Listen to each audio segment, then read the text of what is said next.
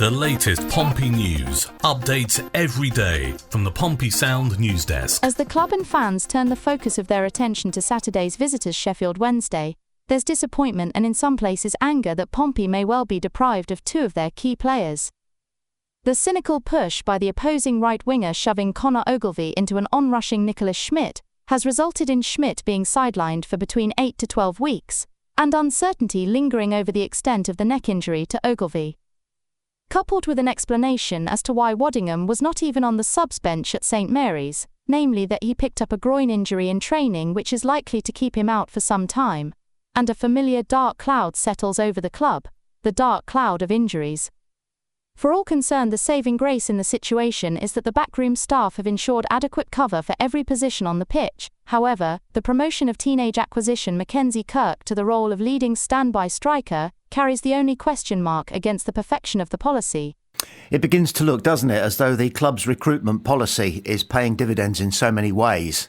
First of all, we have cover for almost everybody in almost every position. I say almost, as we heard just there. Mackenzie Kirk is yet to be the proven article, but we have no reason to doubt that the club's confidence in him as a result of what little they've seen of him in training, but of course they've seen plenty of him in action before he joined us, means that they think that he's got what it takes. But if you look elsewhere, just take for an example the question mark that's hanging over Conor Ogilvie at left back. I mean, he's a first pick, isn't he? I've even heard it rumoured that John Messina has said that if he's fit, Conor Ogilvie will always be the first name on his team sheet. But he may not be fit on Saturday. So what can we do? Well, the young Australian lad, Farrell, it seems, is not quite fit again and ready. Does this give us a crisis at left back? It seriously does not, because we've got plenty of players who can play there and play there well. There was nothing wrong with what Jordan Williams did, playing on the wrong side of the pitch. He plays at left back and at centre back and at right back superbly well. What a professional. What a player to be able to fall back on. But it doesn't end there, because when we hired Josh Knight, it turned out that John Messina had played against him at least once, with Josh Knight, big lad, built to be a centre half, was playing at left back. And he himself says that he can, besides being a specialist central defender, play perfectly well at centre back and perfectly well at left back, and has done it many times in his career. So we've got that option. And there are others as well. I wouldn't be at all surprised to discover that Regan Poole turns it into such a versatile, total footballer that he could play anywhere on the pitch. And he could certainly play left back, there's no question about it, if he wanted, if he was required to, which would mean that we would have Shaughnessy partnered by somebody else in the middle. That would be plan C for sure, but nevertheless it demonstrates the virtue of hiring players and developing players to be able to play not just in one position, which was the old-fashioned way, which I think still exists in plenty of parts of the English professional game, but players who can play in two, possibly three positions on the pitch. And as we've said before on Pompey Sound, this is not just the starting position that they're in, but if they've got what it takes between the ears to realise that they need to just change position slightly so that the format changes just slightly. And remember, every club should have two formats, with the ball and without the ball, then they make that decision on the pitch. And there's nobody who illustrates that better than Conor Ogilvie, who sometimes now is the furthest forward Pompey player. He joins in and overlaps Murphy down the left, and then he'll linger. He won't go herring back if possession is lost. He'll actually linger, and he'll let Colby Bishop go back, race herring back, and do some of the covering for him. He likes it up front. He likes it at the far post. What a player Conor Ogilvie is, and what an absolute injustice was done to him by that cynical shove into an onrushing 14.5 stone, 6'5" goalkeeper. And did he complain? Nah. That lump on his head, he was still heading the ball. He didn't care. A broken neck? Who was Bert Troutman? I'll leave you to ask Grandad about that. But anyway, well done, Pompey, for the recruitment policy which has left us with so much cover right across the pitch and in goal. And we'll find out as this week goes on how much of it we're going to call on. The international break ensured Pompey fans had a full fortnight to focus on the South Coast derby. But Adrian Segecic knows that they cannot afford to let their concentration drop now the game has passed. Fratton Park is the venue for the first time in 3 weeks for this Saturday's championship contest with troubled Sheffield Wednesday. And Segecic wants to make sure the Blues come out on top to ensure the positive feeling around the camp continues. The Australian said, "It was an unbelievable experience to be a part of, and our fans made sure it was an excellent atmosphere. The mood is really high at the moment, and everyone's feeling confident ahead of our return to Fratton Park. But the gaffer's been on at us this week about just how important this next game is for us back on home soil. And we have to use that to try to secure all 3 points because that can take us to an even stronger position in the table. I've got a couple of goals, and the form that the whole team are enjoying has definitely helped me to settle here.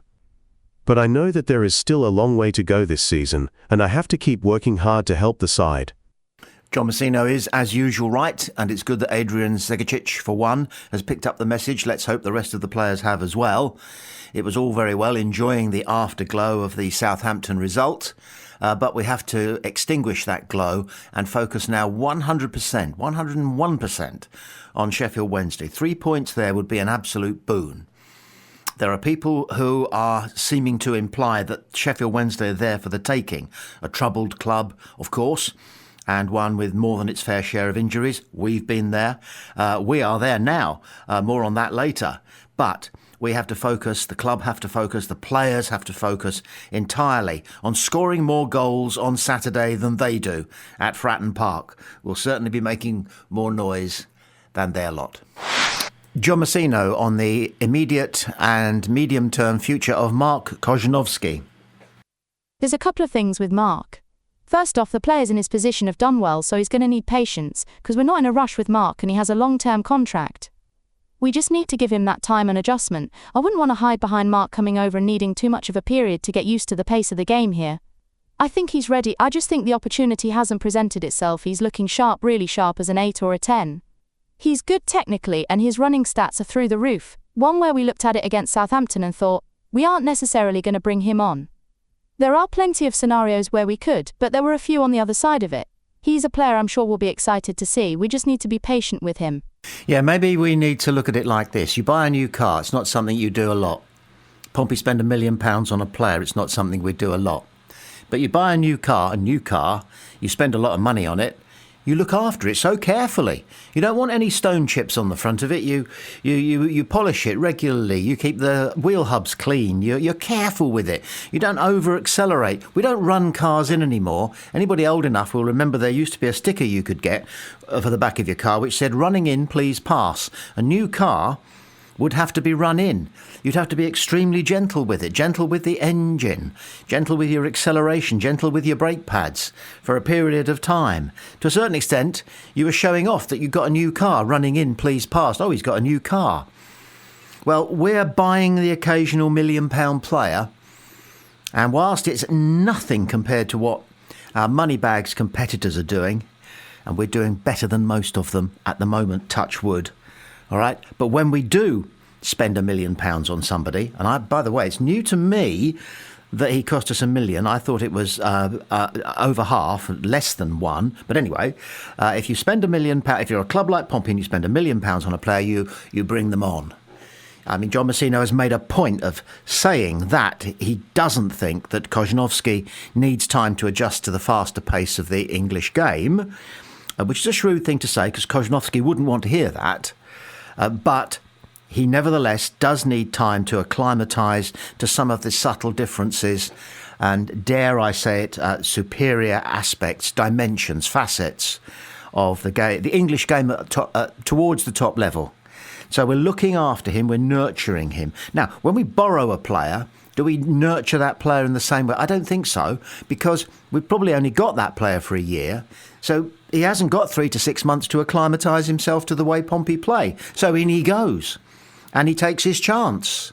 And sometimes it works superbly well, although Freddie Potts, I read, has gone back to West Ham and is now nowhere to be seen. So that hasn't quite worked out for him, but it certainly worked out with us. Sammy Silvera didn't work out.